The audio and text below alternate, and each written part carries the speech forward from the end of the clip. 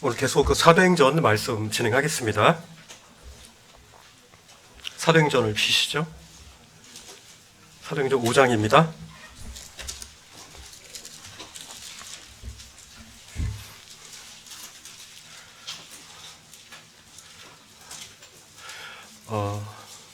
오늘은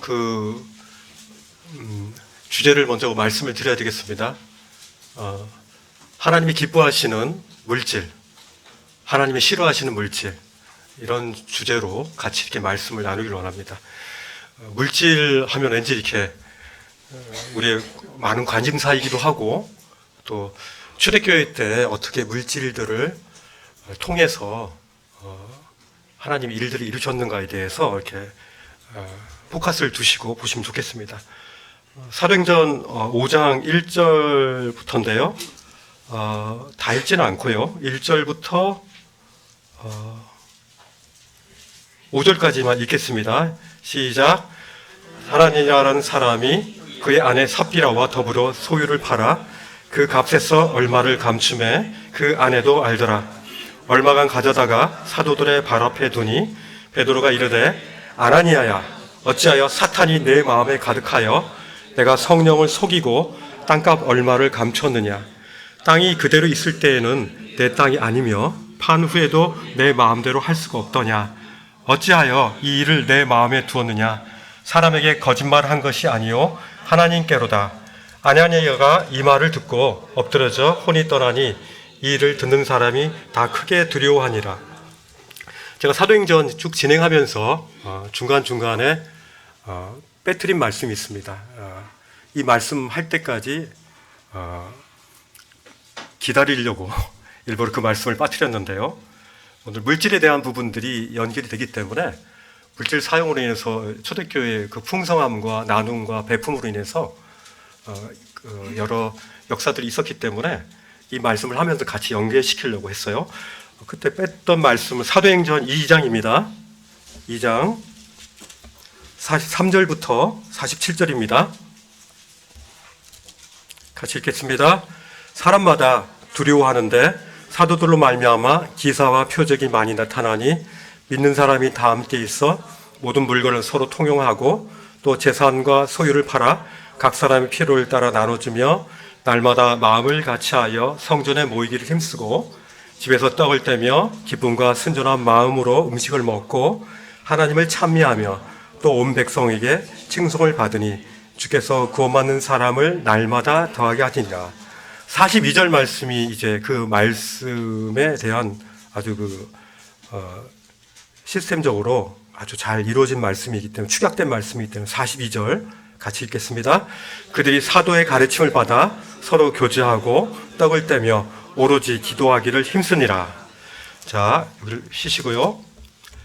그 다음에 사도행전 4장 32절부터 37절입니다.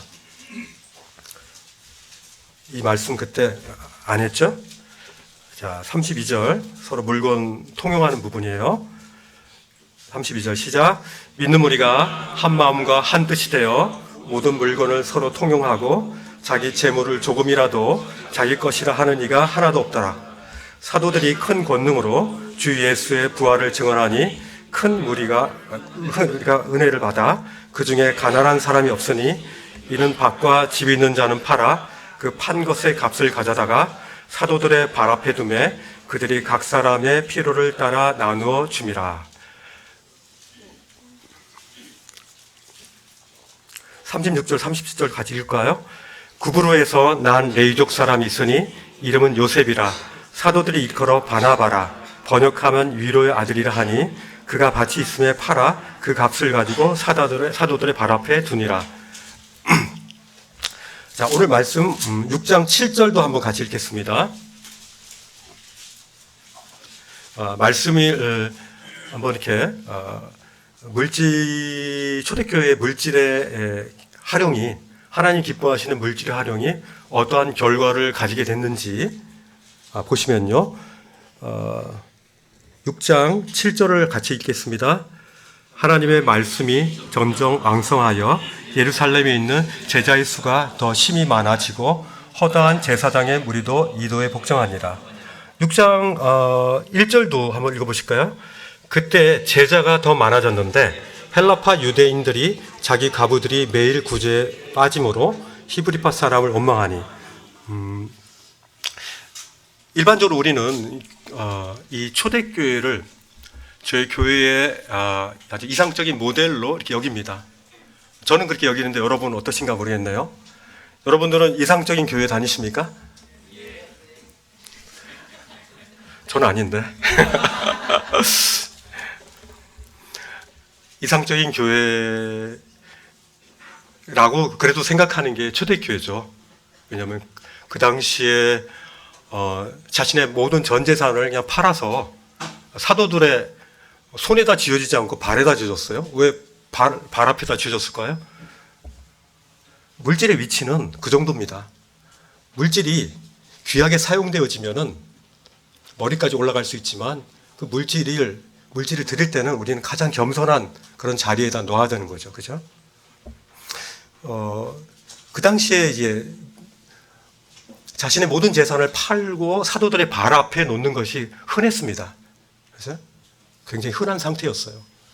그만큼 그 당시에 성령님으로 말미암아 충만했죠. 성령으로 충만하면은 그런 돈을 많이 내는 겁니까? 여러 가지 이제 물질에 대한 초대교회의 그런 부분이 그 이상이 우리 가운데 실현되지 않는 것으로 인하여서 우리는 굉장히 좌절감을 느낍니다. 제가 그랬습니다. 왜 우리는 초대교회처럼 나의 모든 전 재산을 함께 공용하지 못할까? 나만 내놓고 딴 사람 안 내놓으면 난 뭐야? 뭐 이런 거. 공동체의 조건은 뭡니까? 공동으로 모든 것들을 다 냈으면 모든 걸 다 내고, 아니면 안 내면 안 내고, 뭐 그런 거죠. 제가 언젠가 제 공동체를 이렇게 몇 군데를 방문했어요. 근데 그날 그 공동체를 방문한 날 문제가 생겼어요. 왜냐하면은 자기들은 이제 돈을 아끼면서 이렇게 콩나물 밥 먹고 이렇게 있는데 저기서 삼겹살 냄새가 막 나는 거예요. 그리고 우리는 아이들이 이제 돈이 없으니까 이러는데 공동체에 있는 그분은 그 아이들을 과외를 시키는 거예요. 학원을 가는 거예요. 그러고 말미암아 이 공동체가 문제가 생긴 거예요. 더 이상 못 살겠다 한 거죠. 그래서 이제 그날 결론을 내고 저한테 와서 얘기하더라고요.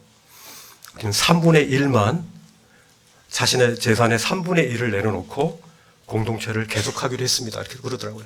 공동체가 쉬운 일이 아니에요. 교회도 이 당시에 거의 삶의 공동체죠.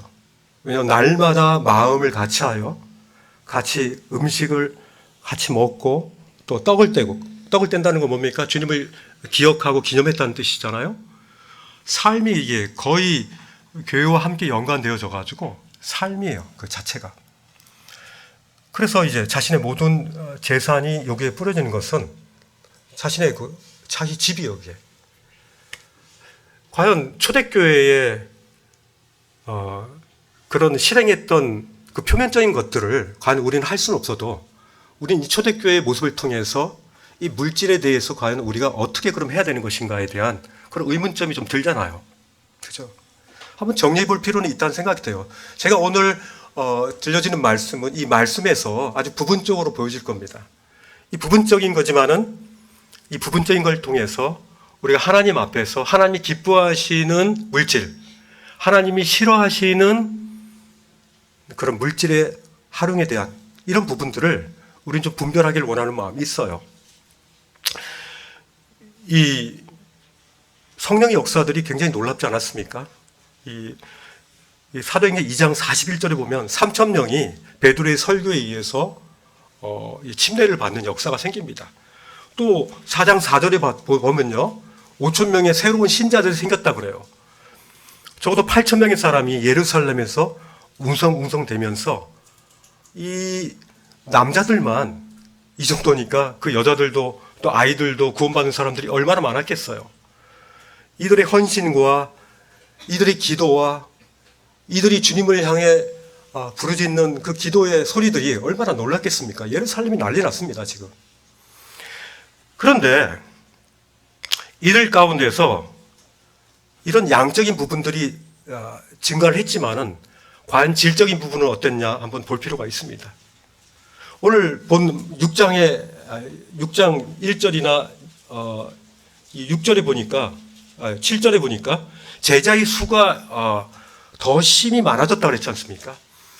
이 사도행전 저자는 누가지 않습니까? 의사 누가는 누가복음에서 제자란 말을 함부로 안 썼어요.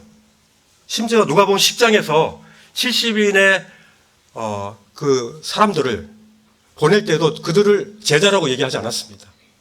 제자와 그렇지 않은 그냥 믿는 자, 우리에게 뭐 신자가 될 수 있겠죠? 성도가 될 수 있겠죠? 그 부분에 대한 언어의 혼돈을 일으킬 만큼 그렇게 저는 무지하지 않았다고 생각이 듭니다. 그런데 사도행전에서 보면은 예수님을 따르는 사람들은 다 제자라고 했습니다. 왜냐하면은 사도행전 이 당시에 예수님을 믿고 예수님을 고백하고 침례를 받고 공공연히 예수 그리스도가 나의 삶의 주인이고 나의 왕이라는 사실들을 공포하는 것은 그들에게 대가를 치르는 삶이었기 때문에 그래요. 그들은 제자일 수밖에 없었고 제자가 돼야만 그들이 구원받을 수 있었던 거죠. 그런데 제자의 수가 점점 늘어나요. 이유가 뭡니까? 그 중에서 성령의 충만이 가장 큰 원인이 될 수 있습니다. 지금 우리 시대에, 지금 이 대학로 교회, 우리 지금 있는 이 교회도 가장 큰 것은 바로 주님으로 말미암아 충만한 것이 가장 클 것입니다. 그러기 위해서 오늘 아나니와 삽비라 얘기가 이제 나옵니다. 너무 충만한 가운데에서 일어날 수 있는 이 비극적인 이야기를 통해서 우리가 이 물질의 이 쓰임에 의해서 굉장히 위험해질 수 있다라는 것들을 얘기해요. 저희는요, 저도 여러분들도 많이 경험했지만 교회 이전할 때, 뭐 건물 살 때, 이럴 때 문제 많이 생겨요. 그 리더가 굉장히 과격해가지고 어떤 때는 부족해 하면서 막 그렇게 얘기하면은 어쩔 수 없이 마이너스 해가지고 1,000만 원, 2,000만 원 막 날리는 경우도 있어요. 그런 형제자매들도 봤어요.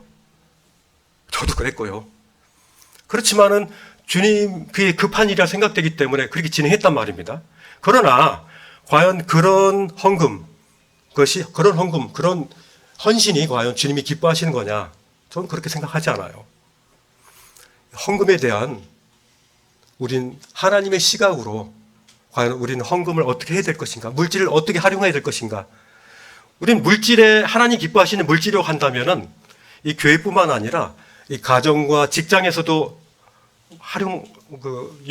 굉장히 확장될 수 있겠죠. 그럼 오늘은요, 교회에서의 이 물질에 대한 하나님 기뻐하시는 물질의 헌신에 대한 부분만 얘기할 거예요. 굉장히 제한적이죠. 자, 이렇게 제자의 수가 늘어날 수 있었던 이유는요, 바로 제자들이 많아졌기 때문입니다. 성도의 수가 많아졌다. 그 부분도 있을 수 있겠죠. 그러나 정말 대가를 치를 수 있는 그런 제자들이, 예수 그리스도의 십자가를 따르기를 원하는 그 제자들이 많아졌기 때문에 이렇게 초대교회가 이렇게 부흥할 수 있었다는 거죠. 이 여지없이 초대교회에 아나니아 삽비라 사건이 이제 나옵니다. 이제 한번 5장을 보시죠. 아나니아 삽비라 사건을 한번 보겠습니다. 이 초대교회 예루살렘 교회에서 일어난 일입니다. 지금 초대교회의 모태가 됩니다. 이 예루살렘을 통해서 이제 교회들이 이제 이방으로 이제 흩어지면서 이제 교회들이 생기죠. 사도행전 4장에 보면요, 이 사내들인 공회에서 이 베드로와 요한을 이제 감금하고 신문하고 너 이제 복음 전하면 너 죽어 하면서 그들 협박하죠. 그러나 내가 너희들의 말을 듣는 게 맞냐, 하나님 말을 듣는 거냐 하면서 그들이 담대하게 다시금 성전으로 들어가서 복음을 계속 전하는 장면입니다. 그죠? 이게 그뿐만 아니라 초대교회 그 당시에 그 제자들은요, 재물에 대한 초자연적인 인식을 가지고 있었어요. 재물은 결국은 하나님이 주셨는데 이 하나님이 주신 이 관리자로서, 이 청지기로서 나는 어떻게 이 재물을 써야 되는 거에 대해서 진실된 고민을 했습니다. 그래서 그 고민을 통해서 이것이 여기에 쓰는 게 낫겠다라고 하면은 과감하게, 담대하게 그것들을 행한 것이죠. 이 어떻게 보면 교회가 이 초대교회의 이 모습을 우리가 지금 하자 그러면은 마치 그 참새가 학다리 따라가는 것과 비슷한 거죠. 조건을 갖추지 않았는데도 불구하고. 그죠? 그러나 그 당시에 이 초대교회의 이 본을 통해서 그 원리적인 면을 우리가 적용할 수 있다는 거예요.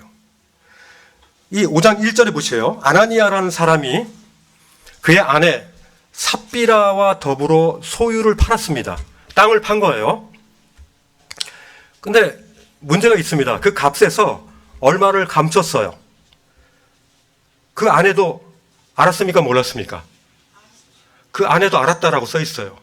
아내와 아내인 삽비라와 아나니아는 그 소유를 다 팔아가지고 이제 사도들 발 앞에 이렇게 두었죠. 이들이 왜 이걸 갖다 놨습니까?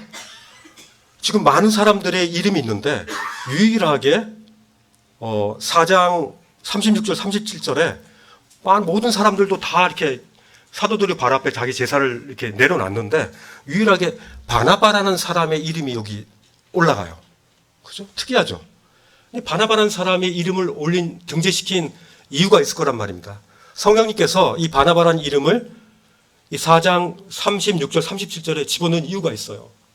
왜 그죠? 앞으로 이 바나바를 통해서 사도 바울을 이제 초대교회의 사도들과 연결을 시킵니다. 그리고 바나바를 통해서 우리들에게 전해지는 이 이방인들에게 전해지는 복음의 전파의 가장 앞선 기수인 사도 바울을 이제 일하게끔 마치 침례 요한이 예수 그리스도의 그 길을 닦았던 것처럼 바나바가 바로 그 역할을 담당한 거예요. 굉장히 큰 역할을 담당한 겁니다. 그래서 이제 36절에 보면요. 바나바는요. 레위 족속입니다. 레위 족속은 땅을 가질 수 있어요, 없어요? 그런데 왜 땅을 팔았다 그랬잖아요? 그죠? 이 땅은 그쪽 땅이 아니겠죠. 이스라엘에 없는 그런 땅이었던 것 같아요, 보니까. 하여튼 그 땅이 어떤 땅인지 모르지만 그 레위인이지만 땅이 있었어요. 그 땅을 팔았습니다. 그리고 그 값을 가지고 사도들의 발 앞에 놨으며 바로 이 말씀 직전에 아나니아 삽비라 직전에 이 말씀을 한 거 보면 아나니아 삽비라도 제가 보기에 이 바나바처럼 그렇게 인정을 받고 싶었던 것 같아요. 제 생각입니다. 이 아나니아 삽비라가 그러지 않았으면 바나바와 똑같은 그런 태도로 똑같은 채널을 가지고 바쳤을 텐데 그들 마음속에 자발적으로 우러나온 것이 아니라 하나님이 기뻐하시는 그 기쁨대로 한 것이 아니라 사람에게 인위적으로 보이려고 하는 위선적 헌신을 그들이 도모한 거죠. 그런 말미암아 문제가 생겼습니다. 그죠? 이 아나니아 삽비라가 겉으로는 이제 바나바와 동일하게 사람들에게 보일 수 있죠. 그것은 굉장히 훌륭한 배품의 모습이에요. 그죠? 그들도 예수 그리스도의 영으로 충만했었고 성도였습니다. 그리고 세상의 역사들이 일어나는 걸 보고 굉장히 경의에 차서 그들의 물질을 주님께 드리기를 원했어요. 함께 성도들과 함께 먹고 함께 기도하고 함께 교제하고 성장하면서 함께 재물을 통용하는 것을 기뻐함을 있었던 거예요. 그죠? 문제는 그들의 첫 번째 동기는 순수했지만 그 과정 속에 그들이 거짓과 위선에 관여됐다는 사실입니다.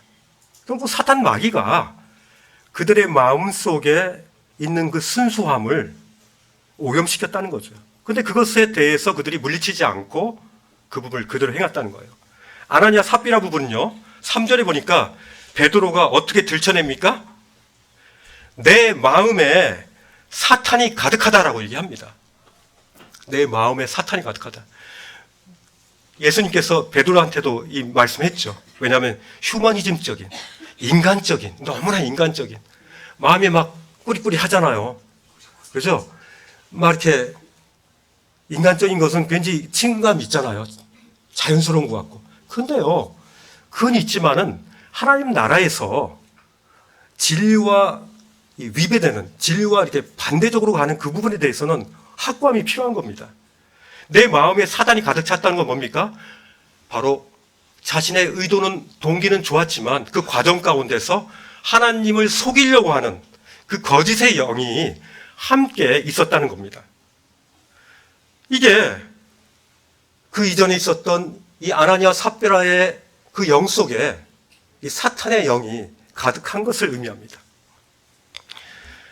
이 부분은요, 그들의 땅 판 돈을 사실 사도들의 발 앞에 안 놔도 돼요. 그죠? 그러지 않았으면은 이들에게 문제가 없었잖아요. 그리고 이런 끔찍한 이 죽음을 맞이하지 않았어도 됐잖아요. 문제는 그들의 가운데 나도 하나님을 속일 수 있다라는 그런 여지를 남긴 거예요. 나는 하나님을 속일 수 있다. 그죠? 그들이 사도 베드로 앞에서도 그들이 속이지 못했는데 하나님을 속일 수 있다라는 그런 끔찍한 생각을 한 거예요. 신약 성경은요, 우리들에게 11조를 내라고 합니까? 11조를 우리에게 내라고 합니까? 제가 아는 한 형제가 있는데 지금 모임에 안 나와요. 매일 나만 보면 11조 하는 거예요. 왜 이렇게 형제는 11조 강조하지? 이 11조를 통해서 자기는 이 영적인 이 충만을 받았다는 거예요. 뭐 아무리 들어도 난 이해가 안 되더라고. 신약 성경에서 이렇게 이 율법이 폐한 이후에 주님께서 오히려 성령으로 충만해서, 그리고 정말 우리 안에 계신 그 주님으로 말미암아 그 기쁨의 그런 베품과 이 헌신이 이제 성령으로 말미암는 거로 이게 지어야 되는데, 그냥 율법적으로 그냥 10의 1은 내야 돼라는 그런 의무성을 가지고 헌금하라는 건 없습니다. 그죠? 이것이 여러분들의 헌금 생활을 하지 말라고 하는 게 아닙니다. 기준점을 어떤 분은 10의 1 정도, 또 어떤 분은 또 이렇게 더 하시는 분도 있고, 또 생활에 맞게 하시는 분도 있어요. 이거를 정죄하는 것이 전혀 아닙니다.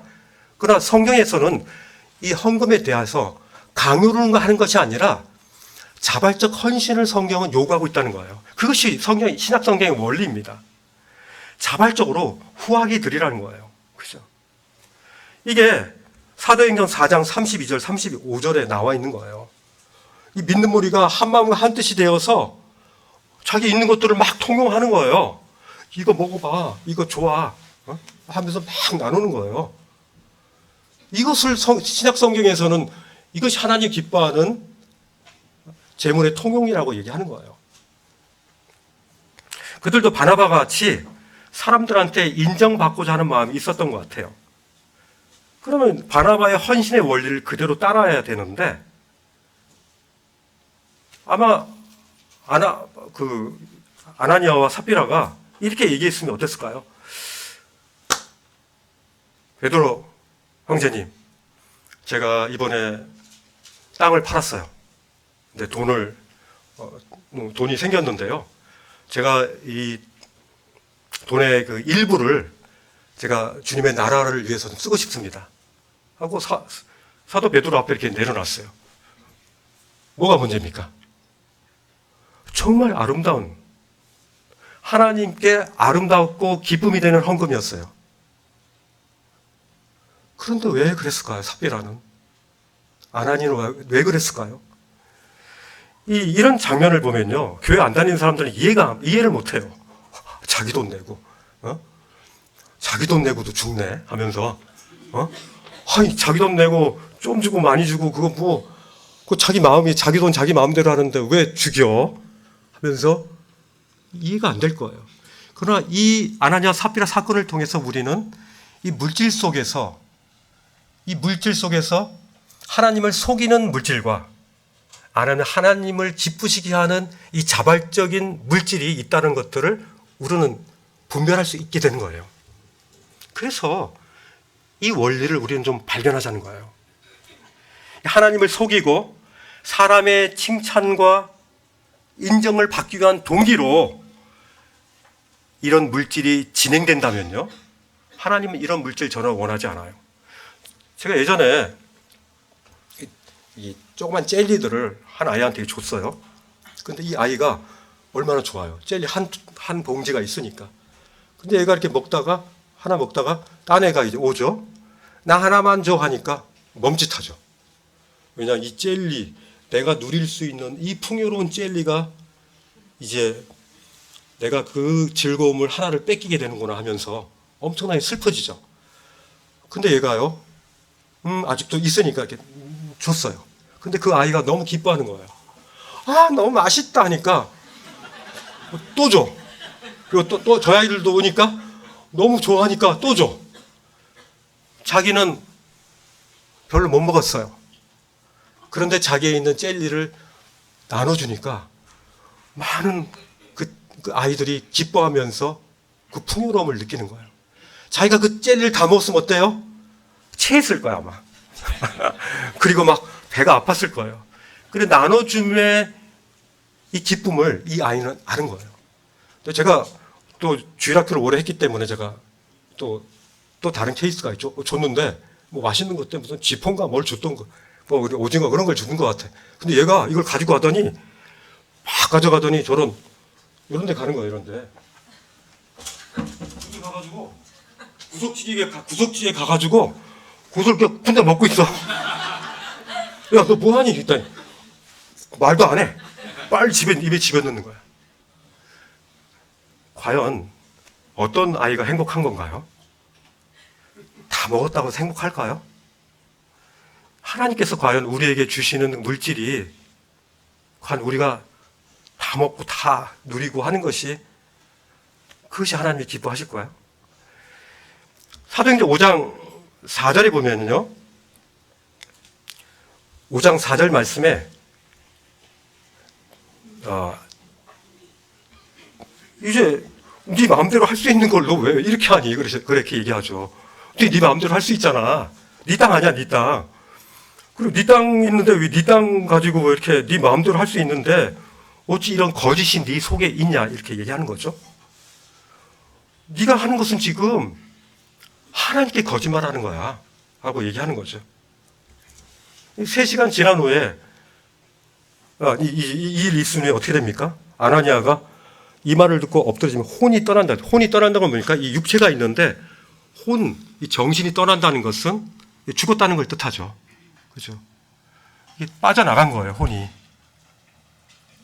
그 삽비라의 그 빠져나간 그 혼이 주님을 만났을 때에 얼마나 수치스럽겠습니까? 그죠? 구원받은 성도이니까 구원은 받았겠지만, 우리가 과연 이런 죽음을 맞이하는 건 좀 부끄러운 일이죠. 근데 그 아내도 똑같아요. 아내도 와가지고요, 똑같이 3시간 지난 후에 3시간, 7절에 보니까 3시간쯤 지나 그의 아내가 일어난 일을 알지 못하고 들어오니까 너 그 땅 판값이 이것뿐이냐? 딱 하니까 기회를 줬어요. 기회를 줬는데 그 아내도 여전히 이게 다야! 하는 거예요. 이게 다라고. 이게 다. 확실한 거짓말이죠. 부부 중에 한 사람이라도 좀 깨어 있었으면 얼마나 좋았을까요? 여보, 아나니아가 하려고 할 때 그 아내 삽비라가 여보, 그렇게 헌금해야 되겠어? 헌금하지 마! 이렇게라도 삽비라가 했었으면 이런 일이 없었을 텐데, 그죠? 여보, 우리가 주님께 드릴 때 왜 바나바 형제님처럼 이렇게 전부를 드리려고 해? 당신 바나바 믿음 따라가려고 하잖아, 지금. 그거 아니야. 우리 믿음대로 해야지 하면서 일부를 드렸으면 문제 없었을 거예요. 하나님을 속이지도 않았을 거예요. 헌금은요, 분량대로 해야 돼요. 자신의 믿음의 분량대로 우리는 헌금을 하는 겁니다. 그 아이가 혼자 구석지기에서 마구 먹을 것을 혼자 먹는 그런 분량도 있고요. 아니면은 기뻐하는 모습을 보면서 나눠주는 그 아이처럼 그런 분량, 믿음의 분량도 있는 거예요. 그 아이는 그것을 경험한 거죠. 결국은 나만 먹기보다는 나눠줬을 때 하나님 나라가 풍성해진다는 것을 아는 그런 원리들이 바로 그런 부분에 있는 거예요.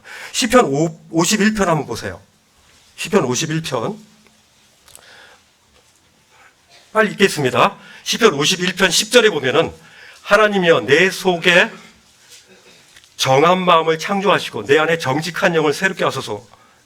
이 말씀 참 너무너무 이렇게 귀한 말씀입니다.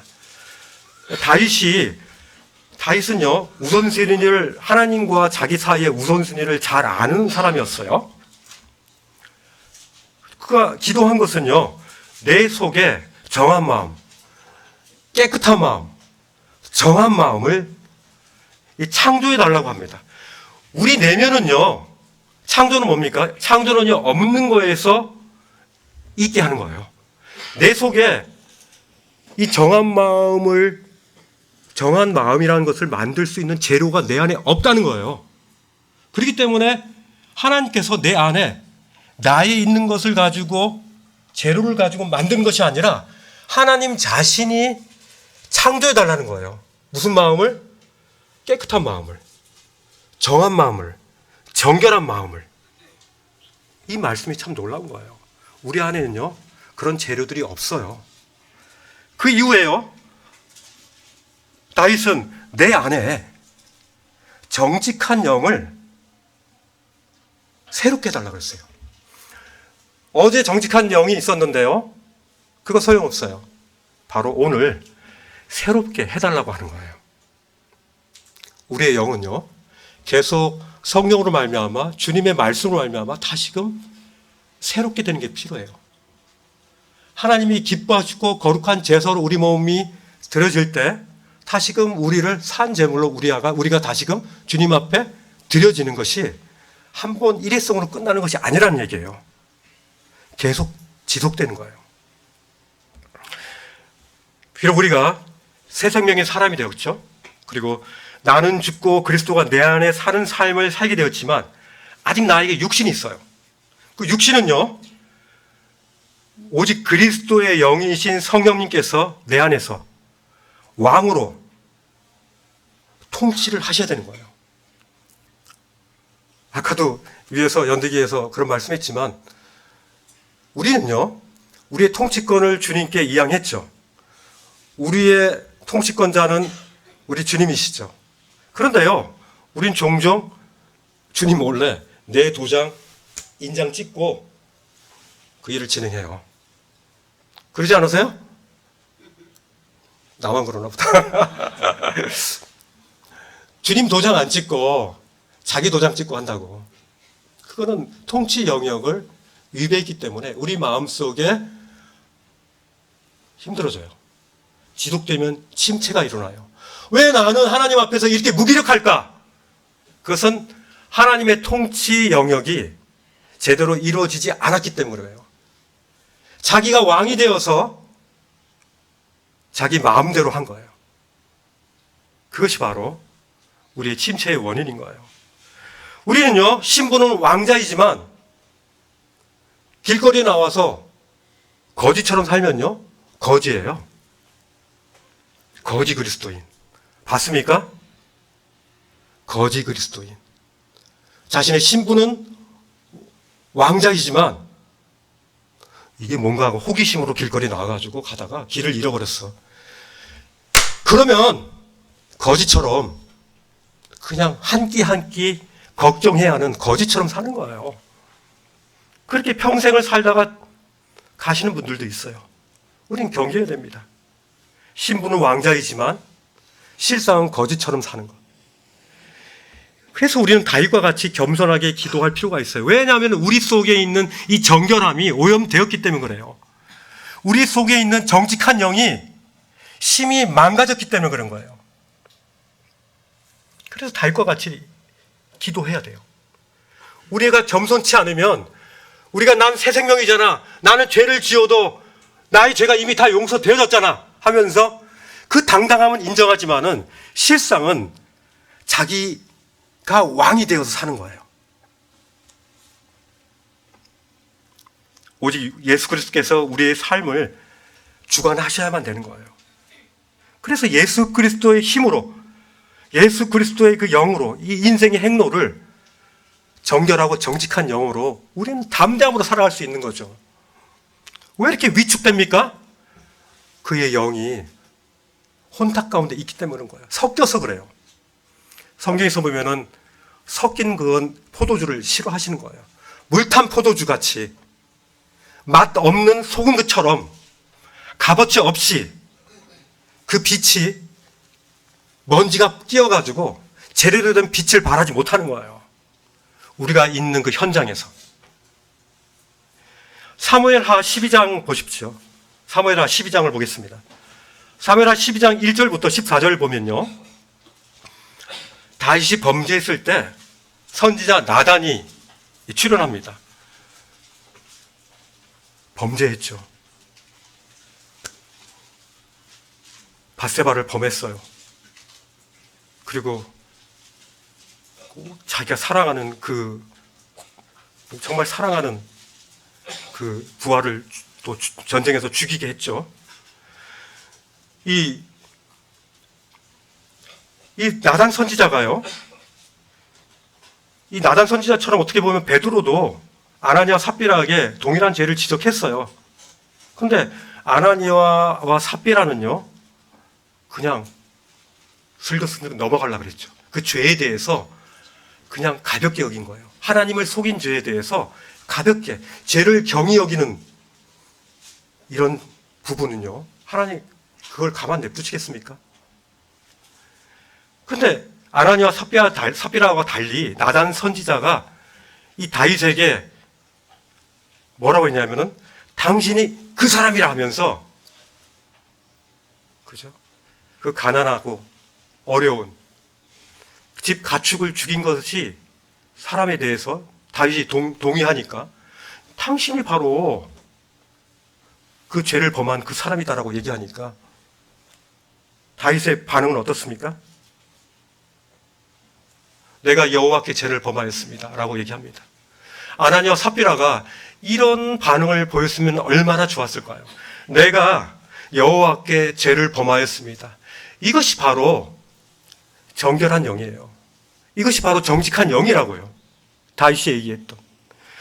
다윗은요, 나단 선지자를 얼마든지 외면할 수 있는 권력을 가진 자입니다. 그렇죠. 왕이니까. 나단 선지자의 죄에 대한 지적을요, 그는 하나님의 음성으로 수용한 것, 그것이 다윗의 가장 멋진 모습입니다. 완전히 아나니아와 삽비라와 다른 반응이에요. 다윗도 징계받았죠. 첫 번째 아이가 죽고 또 피해 역사가 그의 가족들에게 있는 것을 칼부림이 있었어요. 그죠? 그러나 다윗은, 그는 왕이었지만요, 그는 왕이 아니었습니다. 맞죠? 그는 왕이었지만 진정한 왕은 아니었던 것 같아요. 그의 진정한 왕은 바로 하나님이셨죠. 그렇기 때문에 그는 자신이 가장 권력이 높은 자였지만 하나님 앞에 나는 죄를 범하였다, 내가 여호와께 죄를 범하였습니다 하면서 하나님 앞에 무릎을 꿇을 수밖에 없었던 거예요. 여러분 어떻습니까? 여러분의 왕은 누구십니까? 우리도요, 얼마든지 핑계댈 수 있어요. 피할 수 있어요. 그러나 피하지 마세요. 여러분들이 아나니아와 삽비라처럼 그냥 진행하면 안 된다는 거예요. 내가 그 사람이라 지적할 때 내가 주께 여호와께 죄를 범하였나이다 라고 정직하게 주님께 고백하는 그런 사람이 되시기를 원해요. 신약 성도들 보면요, 히브리서 10장 12절에 보면은 우리가 죄를 범했을 때 어떻게 해결해야 되는가가 잘 나와요. 우리가 히브리서에 보면은 우리의 영원한 속죄에 대해서 나오잖아요. 오직 그리스도는 죄를 위하여 한 영원한 제사를 드리시고 하나님 우편에 앉으사. 히브리서 10장 12절 잘 아시잖아요. 이걸 인정하는 게 필요해요. 근데요, 또 그리스도 안에 있는 이 성도들이 완벽하진 않아요. 그래서 요한 1서 1장 7절 9절에 이 말씀이 있는 거예요. 요한 1서 1장 7절과 9절에 보면요, 우리가 하나님과 사귐이 있다 하고 어둠에 행하면 하나님과 사귐이 있다라고 얘기를 하는데, 어둠에서 행하면 거짓말을 하고 진리를 행하지 아니하며거니와 이렇게 돼요. 거짓말하고 진리를 행하는 것이 아니라는 거예요. 그가 빛 가운데 계신 것 같이 우리도 빛 가운데 행하며 우리가 서로 사귐이 있고 그 아들 예수의 피가 우리를 모든 죄에서 깨끗하게 하실 것이요. 만일 우리가 죄 없다 하면, 죄가 없다고 말하면 스스로 속이고 또 진리가 우리 속에 있지 아니었다고 했어요. 우리 안에 있는 진리가 되지 못하는 거예요. 우리 안에 가운데 하나님을 속이고 우리가 양심의 정죄함이 있을 때 그것들을 그대로 가져가야 되는데, 그것들 유지한 상태로서는요, 계속 그것을 무마시키려고 할 필요가 없다는 거예요. 그래서 구절에 보니까 우리 죄를 자백하면 그는 항상 변함없이 미쁘시다 그랬잖아요. 성실하시다는 거예요. 그 우리 죄를 사하시고 우리를 모든 불의에서 깨끗하게 하신다고 했잖아요. 성도들의 삶이요, 잘난 체하면 안 돼요. 언제 넘어질지 몰라요. 그죠?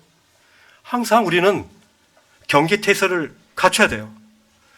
아직은요, 우리의 갑옷을 벗어서는 안 돼요. 우린 영적 전쟁 중에 있는 ING입니다. 아직은요, 우리의 무기를 내려놓으시면 안 돼요. 언제 사탄 마귀가 우리를 통치하려고 유혹할지 몰라요. 우리가 빛 가운데 걸어가고 있는지 걸어가고 있지 않은지에 대해서 항상 우리는 분별을 해야 돼요. 우리 자신이 아니요, 우리 안에 계신 그 주님께 우리를 내어드릴 때 주님이 그런 시각을 저희 가운데 보여주실 거예요. 가끔요, 여러분들 그런 생각하지 않으십니까? 내가 걸어가는데 내가 내 자신을, 걸어가는 내 자신을 바라보는 거예요. 내가 이렇게 가로등 밑에 걸어가는데 내가 내 자신을 바라보는 거예요. 그게 무슨 뜻입니까? 바로 주님께서 우리의 모든 가는 길을 조명해 주시고, 그리고 그 길이 올바른 길인가, 진리의 길인가, 십자가의 길인가, 아니면은 많은 사람들이 가는 멸망의 길로 혹시나 들어가지 않았나 걱정하는 부모의 심장으로 우리를 바라보시는 하나님의 그 마음을 우리는 읽을 수 있다는 거예요. 그때 우리는 다시금 눈물을 흘리면서 내가 주님 앞에 죄를 범하였나이다 하고 돌아온 거죠. 초대교회에 제자들이 이렇게 많아진 이유가요, 바로 성령님의 충만으로 인해서 이렇게 정결과 정직함이 기초가 된 거예요. 드림과 나눔이 풍성한 이 교회에 대한 부분은 오늘은 못하겠습니다. 지금 초대교회에 이런 아나니아와 삽비라 이런 드림이 아니라 하나님이 내 속에 정한 마음을 창조하시고 내 안에 정직한 영을 새롭게 해달라고 하는 이런 드림이 필요하다는 거죠.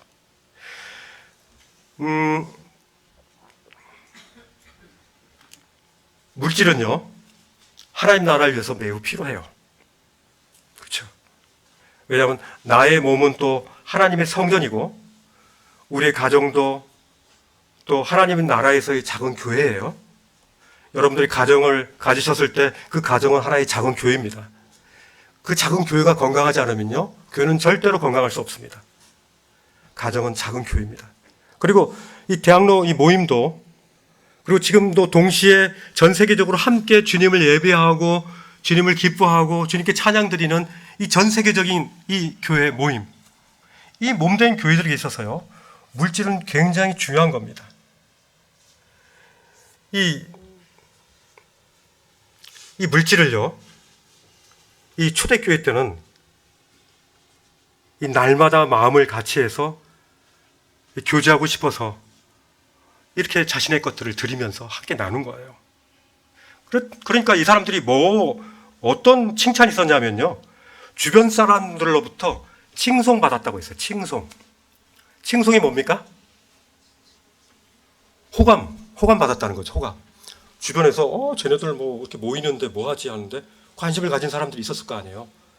호감을 가졌다는 거예요. 우리에게 내가 모르는 것을 지금 하고 있는 것 같아요. 우리에게 없는 그런 어떤 뭔가가 흘러. 그 공동체가 바로 칭송을 받았다는 거예요. 초대교회는. 우리 대학로 모임은 우리 주변에 있는 사람들에게 칭송받는 교회입니까? 지난번에 한번 싸울 뻔했어요. 주변 사람들하고. 주차를 막 대는 거예요. 이거 왜 대냐고 하면서 제가 주님 앞에 고백을 드렸어요. 아내가 막 심하게 지적하길래 처음에는 반항하다가 나중에는 그렇지, 우리가 교회인데 어떻게 해야 되는 거지? 어떻게 해야 되는 건지 생각하고 우리 말해야 돼요. 그죠? 어쨌든 이 헌금에 대한 부분은 시간이 너무 지나서 다음번에 하고요. 헌금에 대한 부분 가기 전에 아나니아 삽비라 부분에 대해서 올바른 헌금과 하나님 기뻐하지 않는 그런 헌금에 대한 부분을 오늘 여기까지 얘기하겠습니다. 기도하고 마치기로 하겠습니다. 주님, 참 저희 안에 정한 마음을 창조해 주시고 또 저희 안에 정직한 영을 새롭게 하여 주셔서 참 저들 가운데 주시는 이 물질들을 정결함과 정직함으로 서로 나누는 교회가 될 수 있도록 주님 인도하여 주옵소서. 누가 강요하거나 억지로 하지 않도록 도와주시고 자원함으로 그렇게 주님의 기뻐하시는 그런 헌금들을 저희들이 할 수 있도록 하나님 인도하여 주옵소서. 오늘 말씀을 주께 감사드렸고 예수님 이름으로 기도했습니다. 아멘.